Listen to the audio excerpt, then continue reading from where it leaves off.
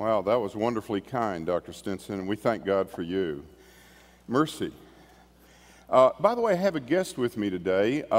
He's a Kurdish friend from Nashville who's come up to speak at my Ethics of Peace and War class. He was a translator for our troops in Iraq. His name is Amran Ari. Is he here? Amran, are you around? There you are, brother. He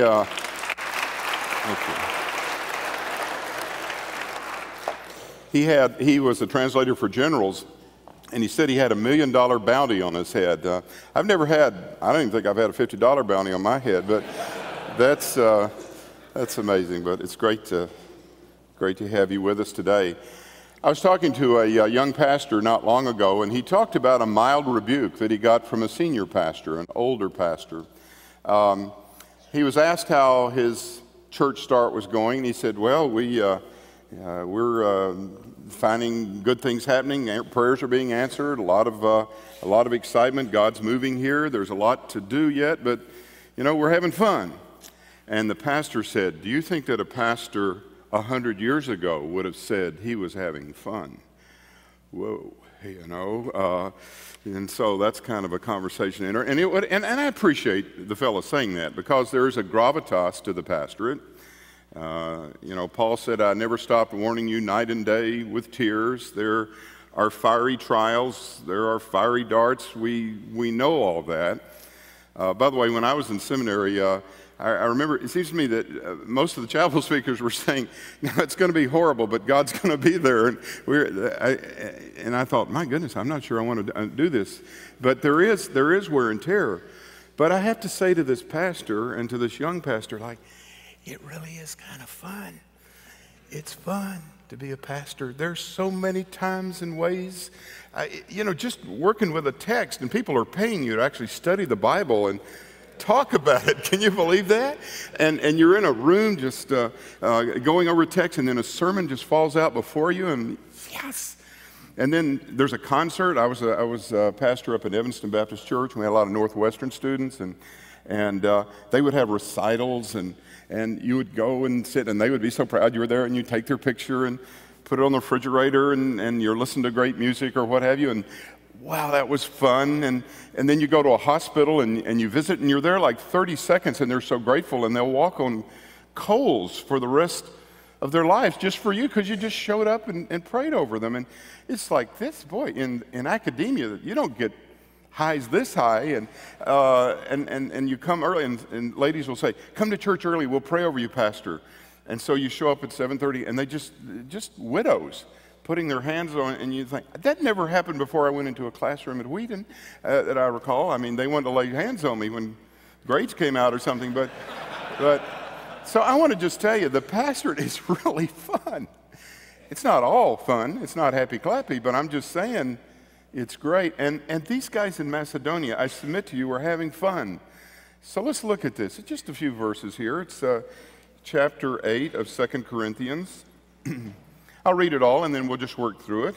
It says, "Now, brothers, we want you to know about the grace that God has given the Macedonian churches. Out of the most severe trial, their overflowing joy and their extreme poverty welled up in rich generosity. For I testify that they gave as much as they were able, and even beyond their ability. Entirely on their own, they urgently pleaded with us for the privilege of sharing in the service to the saints. And they did not do as we expected, but they gave themselves first to the Lord and then to us, in keeping with God's will." Now, I don't know if this is a generic brother or something. I know Dr. Schreiner's working on HCSB updates, so this is generic or otherwise, but the guys are in here, brothers. And let me just underscore the point that with regard to Macedonian giving, which Paul listed up, you guys need to be out there. It's like, well, the woman's taking care of the finances and just keeping everything pure. No, I'm just saying you need to be heroic in your leadership, in the stewardship of your family. And then he says, "We want you to know," and let me just say a simple thing. I had the job of being, and this doesn't even sound honorable, the public relations director for the executive committee of the SBC for a while. PR, You have very few jobs where you put the word "just" before the title. Well, that's just PR. Well, that's my job. I mean, just PR. Well, I'm just a minister of the word. But I got into this job, and I started to think, what in the world are we doing PR? And part of what inspired me was that the Bible celebrates great things that happen. It reports Pentecost. It reports this. And so as God was working through Southern Baptists, I was able to say, look at this, take heart. Isn't God great? So anyway, he's doing that here. And he says he wants them to know about the grace that God's given them. When I first read this, I thought, oh, he's got it backwards. This is a typo. It's some kind of newfangled translation here. No, it's the grace that they showed, you know. No, it's the grace that God gave them. And I thought, well, of course that's right. Because we have no heart for Macedonian giving unless God's worked a work in our hearts. You know, it's his credit. I mean, you know, I remember when we were pastoring in Evanston, or I was pastoring, wasn't a co-pastor with my wife, understand that. But when I was pastoring in Evanston, there are all kinds of people who were pushing their kids along in the little jogging, you know, tricycles or whatever, and they were working crossword puzzles at Starbucks and, you know, just kind of enjoying their half-calf decaf spritz of this and that and whatever. And when they were passing our church, I never got the sense they were fighting against the impulse to go in and worship. It's like, honey, steel yourself. We're getting close, you know, to the door here. And, you know, safe, pass. Now we can go have our coffee. They had no heart at all for singing the praises of God. They had no heart at all for joining in the fellowship of the saints and hearing the word preached. You know, it just wasn't in it. It's as though when you get saved, you're like denim and you become velvet, or you're seersucker and you become canvas or something. You know, it's a change of fabric. And if these people had a heart to do what they're doing here, it's because God did a work of grace in their hearts. And it's kind of on the other side too. If you're not of the fellowship of saints, it's kind of, this is hard on you. I was reading the other day that if cats eat chocolate, they're in big trouble. I think they blow up or something like that, you know?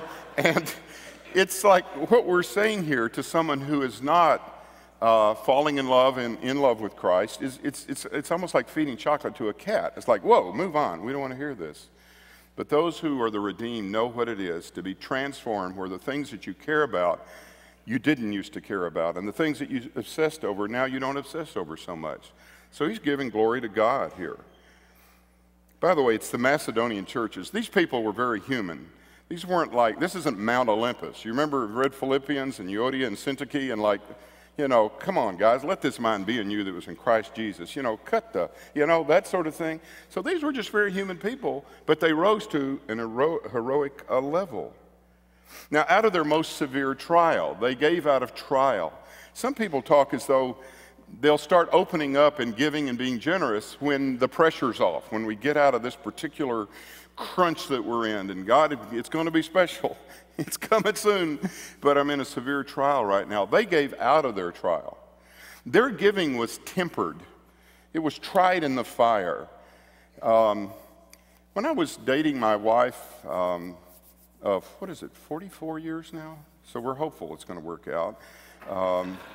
We were dating, and dating, by the way, was like you would call a girl and then you'd go out, and it's an old custom. But at any rate, forgive me that. And so we were on this outing, and we decided to play tennis. I was on the tennis team at Ouachita, and so yeah, we'll play tennis. Well, and she got a girlfriend, some other guy. And so we're out on these courts, and you know, tennis is like when you hit like this, you know, and like that, but this is tennis like bink, you know, or like, whoa, you know, it's over the fence, and we giggle, you know. Gag-a-maggot. That wasn't tennis, that was pity-pat, you know. And a lot of people kind of think church is pity-pat. You know, it's like Nerf church, you know, you can play it in the living room with Hummel figures and, you know, it's all foam rubber and stuff. No, church is hardball. And Christianity's hardball. And these guys were tried in the fire, and they gave out of their severe trial. It wasn't a game to them. This was very earnest Christian stuff that they were doing. And then they had overflowing joy. Now, you've heard before, joy is not happiness. Happiness depends on happenstance, an inheritance, a good liver, you know, a diploma, whatever. And that's true. And I've tried to get a handle on joy. It's not just grinning all the time and something, but it strikes me that joy is the opposite of depression. I mean, if you've ever been depressed, you just want to eat worms and die. You know, you're just sort of flatlining. Nothing really stirs you. You just want to sleep and you're just droned out. Joy comes when God's up to something and you think you're in on it. You know, it's like, I think something's cooking. That way, you can be in the Circus Maximus or you can be in the Colosseum and you're about to be eaten by lions, you know, and, you know, you're whatever, tooling around. And you figure, I'm about to be lunch. But there may be a kid on the back row of this thing who will notice me and ask his daddy, why is that man dying? And he might say something, well, it's something about Christus or Jesus, I don't know, and it'll plant a seed in that kid's mind, and he'll pursue it, and he'll come to the Lord, and you know God's up to something. Even in my death, something's cooking. I'm in on it. Joy. I count it all joy. And it can be very mean. The circumstances can be very mean. They gave out of extreme poverty. Notice that their giving was sacrificial.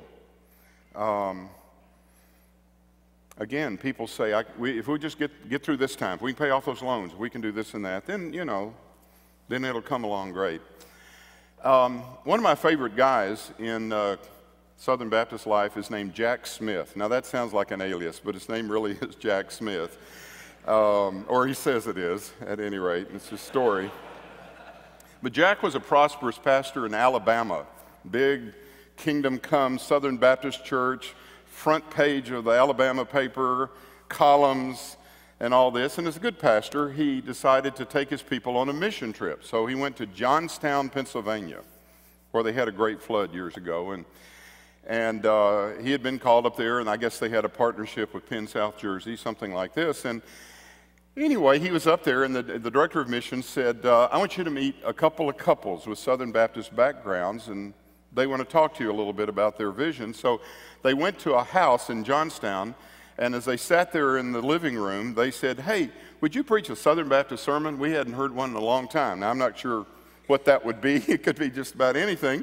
But at any rate, he said, you mean here with the DOM and two couples? And, well, okay. So he flipped through his Bible and found some old notes and said, all right, here you go. So he stood in the living room and preached a brief message, and they thanked him, and he turned the DOM and was talking, and they huddled on the couch, and they broke, and they said, we call you as our pastor. Well, he said, say what? You know, we call you as our pastor. We think you're the man, and that was your trial sermon, and you did okay. So he thought, oh, bless y'all, but I've got a job, and this and that. And so he's riding back, praying to the Lord, and the Lord, please help those people. We'll hold the rope as someone goes down in darkness and let some poor fool from seminary answer the call, and, you know, whatever. And God said, I don't think you heard, but you just got called. And he wrestled and he wrestled. He got back to Alabama, called his deacons together, and he said, listen, I hate to say this, but I'm going to have to leave you and go to Alabama. And go to Pennsylvania and pastor. And an old deacon stood up and said, Pastor, you're not going to leave us. We're going to send you. And they supported him in this work for a couple of years. He did a good work. He became the director, I think, of evangelism for Penn South Jersey, and then he went to work at NAM or HMB at that time, and relational evangelism. I think he was part of Strategic Focus Cities, New York. God just got all over Jack, and he was just so sacrificial, but he was so full of joy. And that's the kind of thing going on with these crazy people here, that they just knew what it was to not say, well, let me run the tab on this before I say yes. And then it says, let's see, oh goodness, what did they do here? It's rich generosity. They didn't just give, they gave generously. I had a prof, I think I told you where I went to school, but maybe you'll never figure this out. He proudly proclaimed one day that he didn't tithe because he was teaching at a little Baptist school. If he taught at the state school across the way, then of course he'd have more money. So his teaching at a lower salary, and we won't say good luck getting a job somewhere else, but at any rate, he was teaching at a lower salary, and that was his tithe, you know. It was though he's just looking for every way to cut a corner, to kind of finagle a bit. I had a colleague at Wheaton who decided to build an addition on his house for a study, and he said, you know, I'm in the work of the Lord, so we'll just take what we give to the church for a while and pay for that. And I think, what kind of life is that? What is that tightness and cold calculation? Well, they didn't know it. They didn't know what that was about. They gave out a severe trial, and they gave out of poverty, and it welled up in generosity. He said, I testify they gave as much as they were able, and even beyond their ability. Now it's gone really crazy. They're foolish now. They're not just admirable, they're nutty. To give beyond your ability, you're not supposed to do that, you know? Another guy. When I was with the Indiana Convention, we hired a guy away from Michigan named Carroll Fowler. Later hired him at Midwestern. Carroll was a good old boy from North Arkansas. He was in the northern Arkansas hills where a lot of retirees from the Midwest come and get a home for retirement, and they were doing well, and he made the other big mistake, the same big mistake. He went to northern Michigan to just plan a mission trip. Well, the hook set, he went up there, left a very comfortable income, and he went up there and he made money as a bivocational by coaching the high school baseball team and picking up dead bodies for the funeral home, going home and doing that sort of thing. And Carroll, you know, glory's just all over Carroll. He's so infectious. He led Indiana Baptist to start essentially 4 churches a week up there. We hired him down there, and you know, he's one of those guys who's going to make heaven if he doesn't run past it. Just delightful. And he was crazy. I mean, he was always crazy, even when he had an income, but he was really crazy going to northern Michigan. And I see that sort of thing, and I think, yes. Now, incidentally, a lot of people think, yeah, that's it. That's the only way God really blesses you. You can do a church plant somewhere and go off to Timbuktu, and we'll make a big deal. I tell you, some of the greatest adventure today is going to a legacy church that's been declining, and you go in there and you bring new life to that thing. Boy, that's heroic, too. That's a joy, too. So don't use these examples to only think. Sometimes going into the church from Alabama, from Johnstown, is the heroic thing to do, but that's a calling too, and there is great joy in that. Now, it says entirely on their own. He makes a deal about that. It was natural to them. Stories told of an old preacher who would go down to the train station at noon every day and just sit there and eat a sandwich and watch the train come through town. It was a little town. People spoke. What's your pastor doing there, down there looking at the train? And, you know, some thought maybe he is acting out, in a sense, his desire to leave. You know, if I could just be on a train, or I don't know what. They finally asked him, said, well, it's the only thing that comes through town I don't have to push, and I just like to watch it. And, you know, you figure Paul is kind of like that he's just, I keep promoting and pushing, and, you know, and then all of a sudden, boom, just on their own. They said, could we just give? Incidentally, I didn't say this for context, but there was great poverty and difficulty in the mother church in Jerusalem, and they were taking up collections. Cooperative program. No, but at any rate, they were taking up collections for this, and Paul would be supporting these guys. And then they urgently pleaded with us. It gets crazier. Has that ever happened to you, pastors? You know, that they take the offering up, and then as you're leaving church, you know, they grab you by the pants leg and say, please, pastor, take more of my money. No, you must. What is this? Have people ever pleaded with you for the privilege of giving?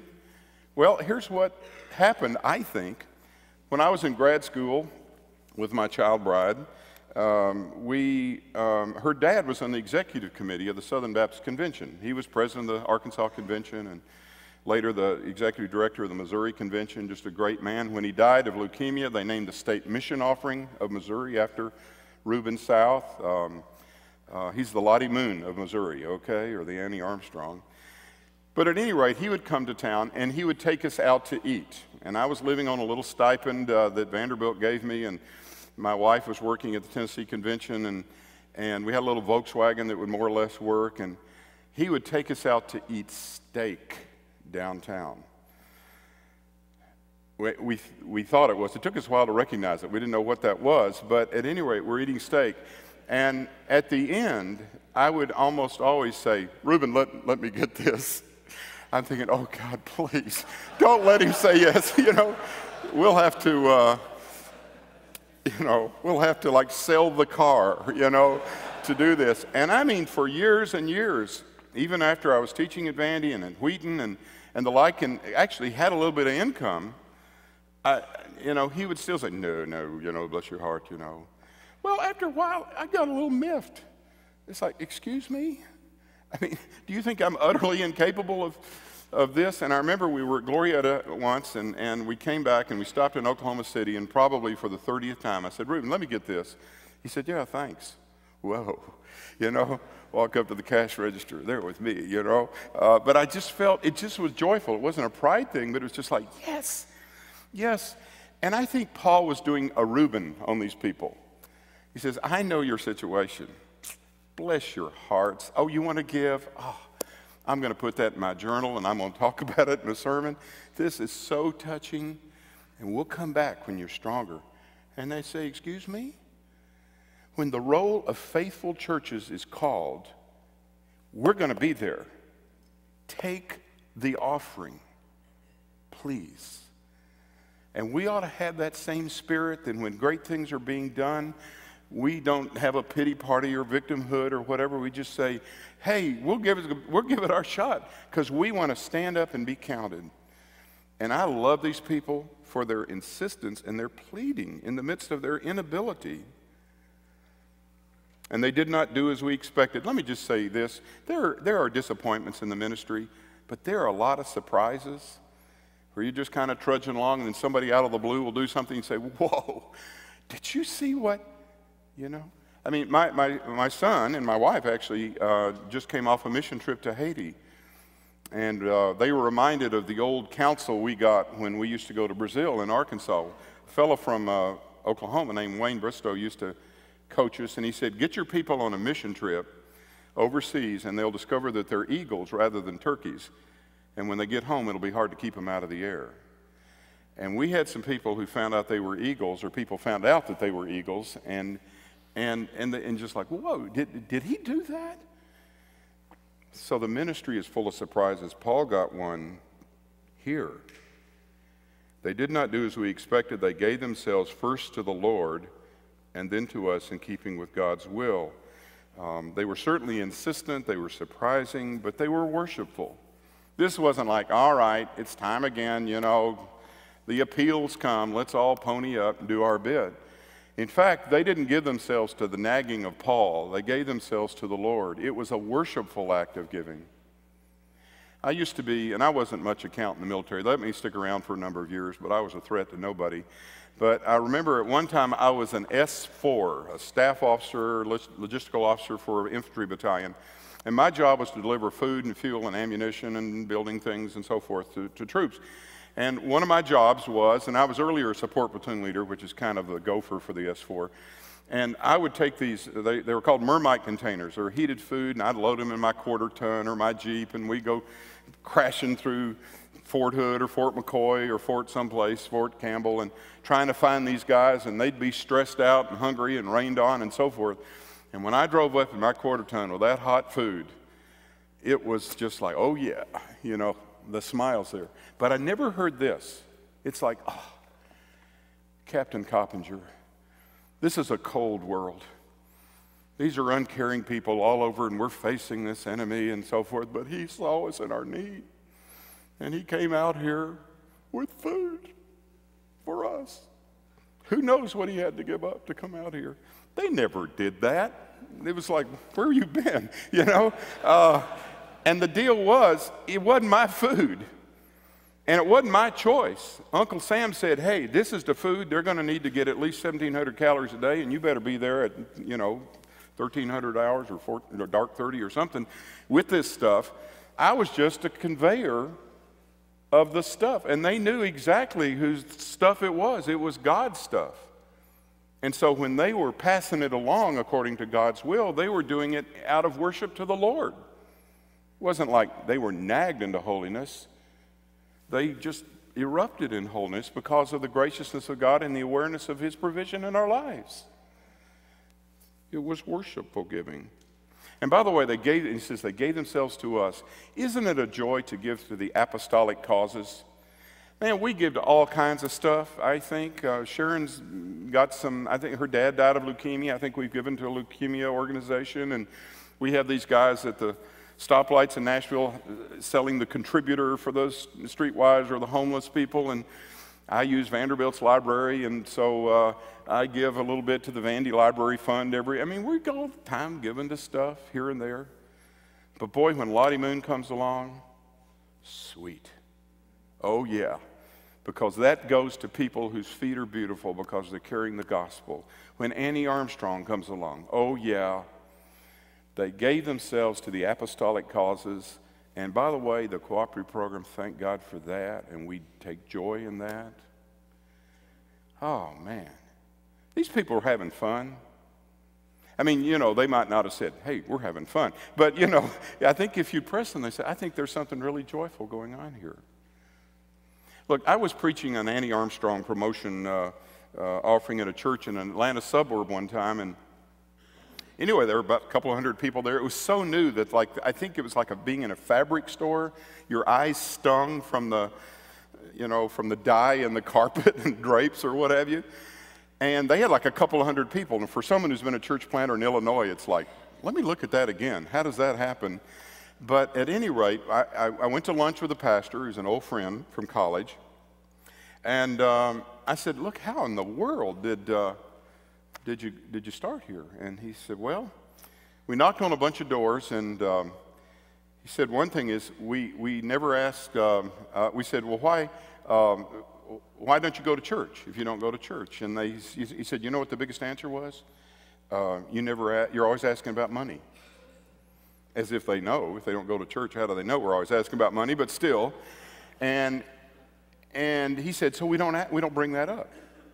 We don't bring that up, We don't have these barriers and so forth and so on. And I thought, what in the world is that? I mean, didn't Paul preach the whole counsel of God? Isn't that part of the counsel of God? And immediately I thought of a friend from Seminary. He pastored a church in Barstow, California. His name's Eddie Pate. He's been a prophet at Liberty and Golden Gate and one of our missionaries. But Eddie was at Barstow, and he was like the man of the year in Barstow. He had a radio program, and they did all kinds of cool stuff. At their VBS, they had a snowball fight in the Mojave Desert. They get a big dump truck full of shaved ice, and the kids would make snowballs and throw it, and the newspaper would go crazy over it. And he was just the greatest pastor. And one day, a Sudanese guy came through. And one thing happened after another, and Eddie found himself as one of our IMB missionaries in Khartoum, Sudan, where they had killed 2 million people in the south, recently killed people in Darfur, just a crazy kind of place. And so he was like Mr. Cool in California, and then all of a sudden he's dropped off the face of the earth. And we got this Christmas letter from his wife, Merla. She was just telling matter-of-fact things. They had little kids. And she said, yeah, I went to the marketplace the other day and bought some milk for the boys, and when we got home, we had to strain it through cloth a couple of times to get the donkey hairs out before I boiled it. And then she goes on to something else like, so what? Because they had been crazy, and joyful crazy. And I want to go back to the guy in the suburbs of Atlanta and say, look, here's what you ought to say to those people. You're always asking for money. Just say, no, you don't understand. We're asking for your life. I mean, if this is a problem, you don't have a clue what we're asking. We're asking for you to surrender your whole life. And by the way, that is the way of life. And you smile because you think in your own life what life it's brought.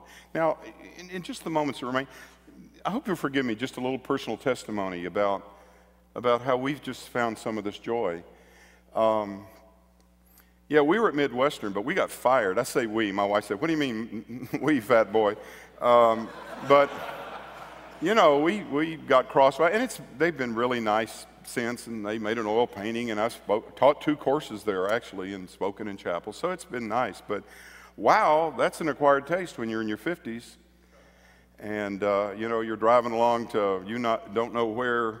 Some friends are catching you back in Nashville, and you're wrestling the Ryder truck, looking in the rearview mirror to see if she's still back there, and no, she would be. That wasn't, she's a whither thou goest. Long-suffering, as the old joke goes, never divorce considered, but murder crossed her mind. And so we're pulling in there. And then all of a sudden, we're in kind of a fix. But then you don't say, okay, I'll just eat worms and die, or, just write something really snotty and then just shoot somebody or something like that, or myself. But, you just, every single day, you just get up and say, well, God's got something on my plate today.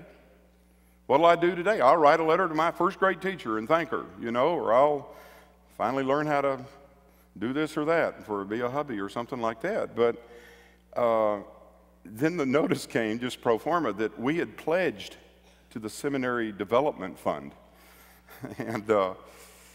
And we kept our pledge. And it was fun.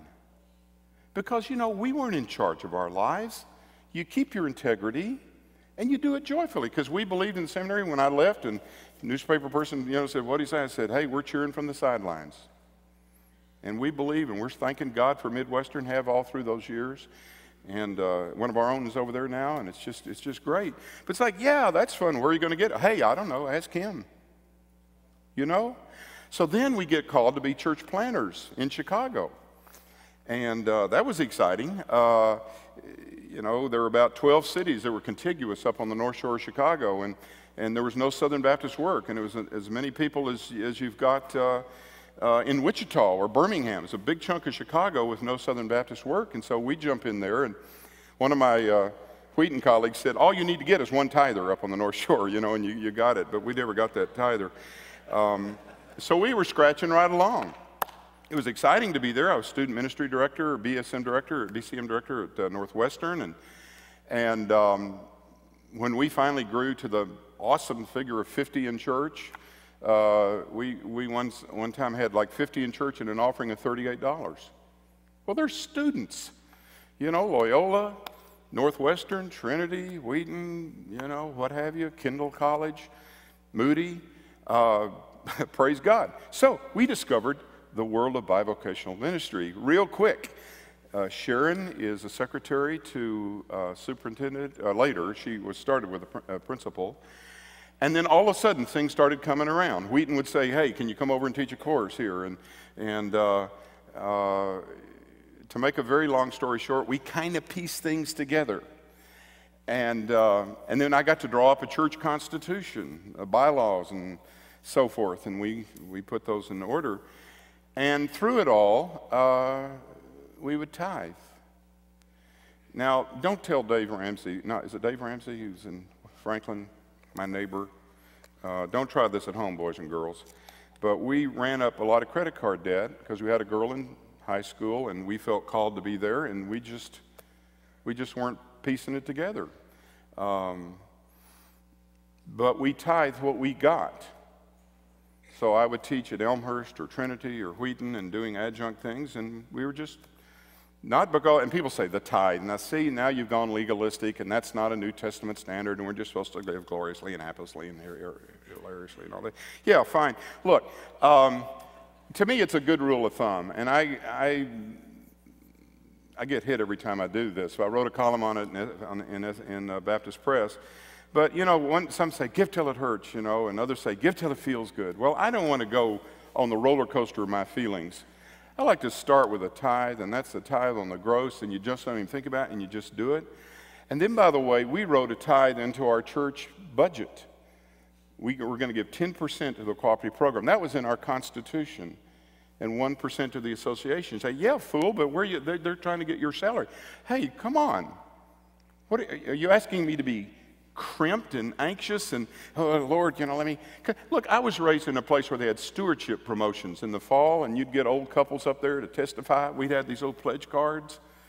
Man, I never got over that. This old couple would get up there. He'd be a hardware store owner or something. He'd say, Martha and I got married in the Depression, and whenever we got 2 nickels to rub together, we'd give a penny to the Lord, and we never regretted it. And I just think, sweet. That's what I want to be like. I would fantasize about people like J.C. Penney who gave like 90% or something. Like, can you do that? And the thought of like being real anxious about, what is that about, Now, it wasn't like we were just sort of sitting in our hammock like, okay, Lord, I'm going to throw myself off the temple and catch me or what have you. No, look, I mean, we worked hard. We really worked hard. I would get up at 6 o'clock in the morning. No, I'd get up at 5:30. I'd catch the 6 o'clock train out of Wilmette to the Northwestern Station downtown, get there around 6:30, catch the 6:45 to Wheaton, to College Avenue, walk a half mile, teach at 8 o'clock, my intro class, wait around, teach symbolic logic at lunchtime or aesthetics, and then mid-afternoon catch a train downtown, walk a mile, Randolph Street Station, catch the South Shore Line, go to Hegwish, down on the Indiana border, catch a cab to White Castle, have a White Castle, and it's awesome food. I'm just saying to my wife. And then catch another cab to teach for Trinity at Dalton from 7 to 10, get through at 10, have a student run me to the Harvey train stop, and I'm standing there waiting for a metro train like at 10:15 on the south side of Chicago, ride that thing into town, get to Randolph, walk a mile to the Northwestern Station, get home at 12:30 in the morning, and turn around and do it again, and not get a whole lot of money. And when you're in your mid-50s, I mean, it's, you know, it's not quite as, you're not quite as chipper, you know? And then I would substitute teach. If you ever think you're going to substitute teach, that's not what it is. It's babysitting thugs, all right? You know? And you would get up there, they'd call at 6 in the morning, say, so-and-so's sick, can you come in? And they'd throw 10 folders in your lap and say, this is what you're doing this time and that. And I won't go into details, but we had guards in the halls who scouted out the gangs to keep them from representing and having their colors. And we had the Black Pea Stone Nation, the Gangs of Disciples, the Vice Lords, and the Latin Kings trying to represent. And we had people dropping F-bombs on you, and it was one thing after another. And at the end of the day, you collapse, and, you know, and they give you $90. And you start over again. And you know what? And again, forgive me my legalism here. I'm just saying as a rule of thumb, do what you think God's taught you to do. But $9 would go to the Lord at the least. And then Lottie would come around and we'd give more. We were having the time of our lives. And then out of the blue, we get a call from Kairos Journal, and then Dr. Muller or Dr. Aiken, different people call, and then we're doing a little this and a little of that. And the next thing we know, we were solvent and so forth and so on. And I look at these guys and say, oh yeah, oh yeah, oh yeah, yeah, sweet. Catch their eye, nod. Isn't it fun? Isn't it fun? Now, Jeff Foxworthy says you may be a redneck if the last words of a close relative were, hey, y'all, watch this. I'm not doing, hey, y'all, watch this. You know, let's just watch God do a miracle here. You know, he'll just turn these stones into bread. But what I am saying, and it's what Paul is saying about these people, is, hey, y'all, watch God. Because he is so, and by the way, as one Moody Bible student said when he was threatened with a knife, he said, what, are you threatening me with heaven? You know, I mean, when you're in God, it's all good, you know. A long time ago, I read a piece or heard a piece by John Osteen, who was the father of Joel Osteen. And he talked about people who weren't getting in on all the excitements of the charismatic movement and Pentecostal movement. And he said there's this poor guy who booked passage on a ship from Europe to America. And anyway, he's down in the hold, and he's got his beef jerky and his cheese, and he'll cut off a little bit, and, you know, they'd be down there in steerage or what have you. And then he'd come up on deck now and then, catch a sea breeze, and he spied the buffet, you know, in there, and all these people are just going up and down, you know, grabbing a little this, a little this, and a little this, and he, wowzer. Well, and then he'd go back down and eat his cheese and so forth. Well, he found out just as the ship was docking that his ticket included the buffet. And he'd been down there eating cheese and jerky and olives or something, and he could have had the crab legs or something like this. And he said, look, that's kind of like you Baptists. You're going to get to heaven. You know, you'll make it to America. But you know what? You're not doing the banquet. The banquet's yours, and come in and get our whole Osteen thing, and you know, God will give you rental car upgrades and all this sort of thing, but I like this story because I think it applies here. And you can be super scrupulous and protective and careful, and there is a good word for prudence, and there is a good word for being a responsible daddy. But what those kids need and what that wife needs is a daddy who is open-handed before the Lord with gladness. That shows, you know, I mentioned, I think before in chapel once, how Paul, when he got that Macedonian call, I know he didn't have a big family trailing around, but, you know, come into Macedonia and help us. I'd like to, but have you got dental? You know, you go. You go and you say yes. And so, look, I mean, if you're going to be real tight and guarded and super wise and anxious and nervous about your career and your income and your retirement and all that kind of stuff, yeah, you'll get to heaven, you know. We'll see you there. But I want to tell you what, you're missing the buffet of Macedonian fun. Dear God, help us to be so gladsome and so full of your transforming spirit. Help us to be so trusting of you that we can risk things for you, and we can do kind of wacky things, not out of calculation that somehow or other you'll turn our gift into a tithe and then multiply. I mean, not games, Lord, but just thank you for giving us a heart that's open and saved and mission-minded and just plain joyful, knowing that you're up to something, and by your grace we get to be in on it. Lord, I pray that as each of us in this gathering consider that very next decision to be worldly and scaredy in our thinking, that you would give us a touch of that Macedonian naturalness in the Spirit. In Jesus' name we pray, amen.